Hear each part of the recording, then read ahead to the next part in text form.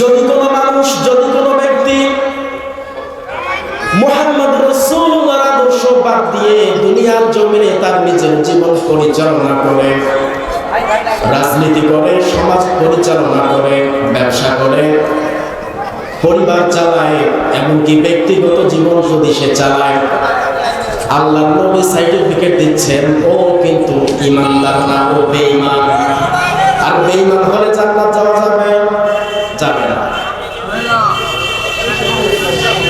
আল্লাহ পাকের ঘোষণা, ওয়া ইন্নাকা লাআলা খুলুকিন আযীম।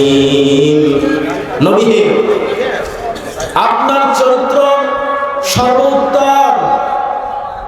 দুনিয়া সৃষ্টি থেকে এখন পর্যন্ত, এখন থেকে কিয়ামত পর্যন্ত যতগুলো নবী রাসূল মানুষ দুনিয়ার জমিনে আগমন করেছে বা করবে, নবী আপনার চরিত্রের চেয়ে উত্তম কোন মানুষের চরিত্র হতে পারে না। বলে আল্লাহু আকবার। এই সূরা কলামের মধ্যে আছে 29 নম্বর পারা 68 নম্বর সূরা প্রথম নাম্বার উপর 4 নম্বর আয়াতে বললাম,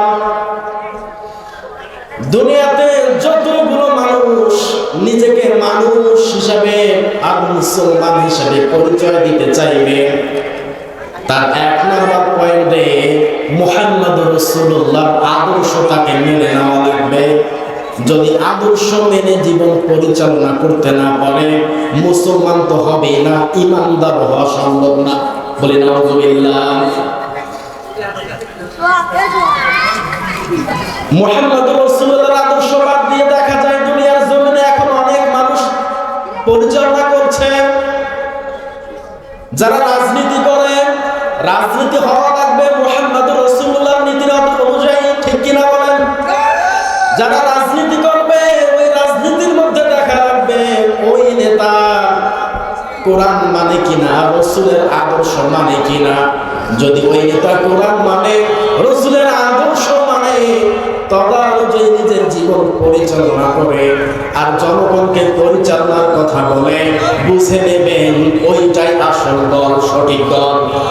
আর যারা মুহাম্মদুর রাসূলুল্লাহর আদর্শ বাদ দিয়ে রাজনীতি করবেন, হোক সে যেই দল, বুঝে নেবেন আর ওই দলে যারা থাকবে, ওই দলকেও যারা সমর্থন সহযোগিতা করবে, আপনি লিখে নেন আপনি কিন্তু ঈমান আপনার নেই, আপনি বেঈমান।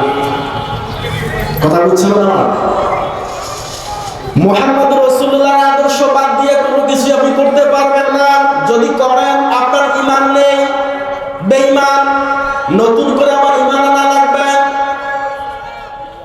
কথা কার?